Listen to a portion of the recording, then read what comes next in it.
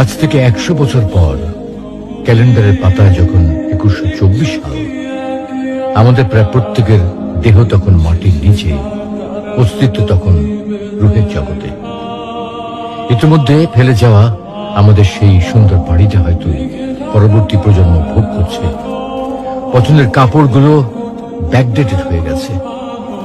শখের গাড়িটা হয়তো ওনা কেউ চালাচ্ছে, আর আমায় খুব কম জনের স্মরণে রেখেছে হয়তো হয়তো কেউ ভাবেও না। হাতে তাদের সময় নেই, যাদের জন্য এত কিছু করতে করতে নিজের জীবনটাই শেষ করে দিয়েছিলাম।